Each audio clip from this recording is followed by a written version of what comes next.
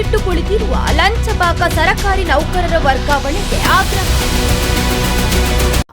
ರಾಜ್ಯದ ಎಲ್ಲಾ ಕಡೆಗಳಲ್ಲಿ ಸರ್ಕಾರಿ ನೌಕರರ ವರ್ಗಾವಣೆ ನಡೆಯುತ್ತಿದ್ದರೂ ತೀರ್ಥಹಳ್ಳಿ ತಾಲೂಕು ಕಚೇರಿಯ ಹಲವಾರು ಸಿಬ್ಬಂದಿಗಳು ಸುಮಾರು 15 ರಿಂದ 20 ವರ್ಷಗಳಿಂದ ಇಲ್ಲಿಯೇ ತಮ್ಮ ಕರ್ತವ್ಯನ ನಿರ್ವಹಿಸುತ್ತಿದ್ದಾರೆ.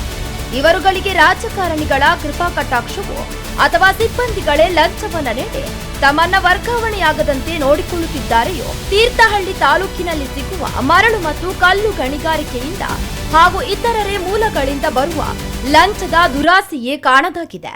ಬೇರು ಬಿಟ್ಟು ಕುಳಿತಿರುವ ನೌಕರರು ಸಾರ್ವಜನಿಕರ ಹಿತ ಕಾಯುವ ಬದಲು ತಮ್ಮ ಹಿತವನ್ನೇ ಹೆಚ್ಚಾಗಿ ಕಾಯುವಂತಾಗಿದೆ. ತಾಲೂಕು ಆಫೀಸಲ್ಲಿ ಹಲವಾರು ವರ್ಷದಿಂದ ಇಲ್ಲೇ ಇದ್ರು ಅಧಿಕಾರಿಗಳು ಚೇಂಜ್ ಮಾಡ್ತಿಲ್ಲ. ಅದ್ರ ಬಗ್ಗೆ ಅಲ್ಲ, ಹಾಗಾಗಿನೇ ಹೀಗಾಗ್ತಾ ಇರೋದು.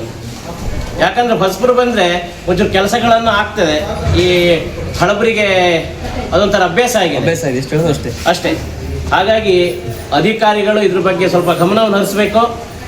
ದಯವಿಟ್ಟು ಇಲ್ಲಿ ಒಂದು 30 ರಿಂದ 40 ಜನ ನಿಂತಿದ್ದೀವಿ.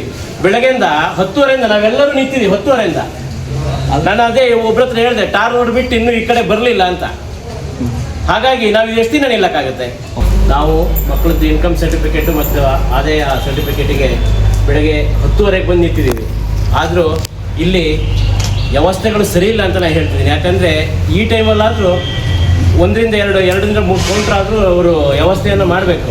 ಯಾಕಂದರೆ ಶಾಲೆಗಳಲ್ಲಿ ಇನ್ಕಮ್ ಸರ್ಟಿಫಿಕೇಟು ಮತ್ತು ಆದಾಯ ಸರ್ಟಿಫಿಕೇಟನ್ನು ಕೇಳ್ತಾ ಇದ್ದಾರೆ.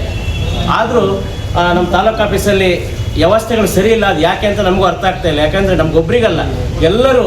ನೀವು ಬಂದು ಎಷ್ಟೊತ್ತಾಯ್ತು? ನಾವು ಬಂದು 10:30 ಇಷ್ಟೋ ತನಕ ಆಯಿತು. ಏನು ಹೇಳ್ತಾರೆ ಅಧಿಕಾರಿಗಳು ಮಾಡ್ತಾ ಇದ್ದಾರೆ. ಆದರೂ 4 ರಿಂದ 5 ಜನ ಮಾಡ್ಕೊಡ್ತಾ ಇದ್ದಾರೆ. ಅದು ಏನು ಅಂತ ನಾವು ಕೇಳಿದ್ರೆ ಪಾಪ ಅವ್ರು ಮಾಡ್ತಾ ಇದ್ದಾರೆ. ಆದರೂ 2-3 ಕೌಂಟ್ರ್ ಮಾಡಿದ್ರೆ ನಮ್ಮ ಜನಗಳಿಗೆ ಒಳ್ಳೇದಾಗ್ತಿತ್ತು. ಆದರೂ ಯಾಕೆ ಮಾಡ್ತಾ ಇಲ್ಲ ಅಂತ ಗೊತ್ತಾಗ್ತಿಲ್ಲ. ಯಾಕಂದರೆ ಬೆಳಗ್ಗೆಯಿಂದ ನಾವು ಇಲ್ಲಿ ಕೆಲಸ ಬಿಟ್ಟು ಕೆಲವರು 4-5 ದಿನದಿಂದ ಇಲ್ಲಿದ್ದಾರೆ. ಅದು ಕೆಲಸ ಆಗಿಲ್ಲ. ಅದು ಯಾಕೆ ಅಂತ ನಮ್ಗೆ ಅರ್ಥ ಆಗ್ತಾ ಇಲ್ಲ. ಸಂಬಳನೂ ಇಲ್ಲ, ಈ ಕೆಲಸನೂ ಇಲ್ಲ, ಏನೂ ಇಲ್ಲ. ನಾವು ಇದು ಎಷ್ಟು ದಿನ ಅಂತ ಇದನ್ನು ತಡ್ಕೊಳಕ್ಕಾಗುತ್ತೆ? ಹಾಗಾಗಿ ಇನ್ನಾದರೂ ಅಧಿಕಾರಿಗಳ ಗಮನಕ್ಕೆ ತಂದು ಇನ್ನೊಂದು 2-3 ಕೌಂಟ್ ಆದರೂ ಮಾಡಬೇಕು. ಯಾಕಂದರೆ ಶಾಲೆಗಳಲ್ಲಿ 2-3 ದಿನ ಬಿಟ್ಟು ಆದಾಯ ಮತ್ತು ಇನ್ಕಮ್ ಸರ್ಟಿಫಿಕೇಟನ್ನು ಕೇಳ್ತಾ ಇದ್ದಾರೆ. ಇನ್ನಾದರೂ ತಾಲೂಕು ಆಫೀಸ್ ಅಧಿಕಾರಿಗಳು ಇದನ್ನು ಎತ್ತೆದ್ದು 2 ರಿಂದ 3 ಕೌಂಟರನ್ನು ಮಾಡಿ ಕೂಡಲೇ ಜಿಲ್ಲಾಧಿಕಾರಿಗಳು ತೀರ್ಥಹಳ್ಳಿ ತಾಲೂಕು ಕಚೇರಿಯಲ್ಲಿ ಬೇರು ಬಿಟ್ಟು ಕುಳಿತಿರುವ ಲಂಚಬಾಕ ನೌಕರರುಗಳನ್ನ ವರ್ಗಾವಣೆಯನ್ನ ಮಾಡಬೇಕಾಗಿದೆ.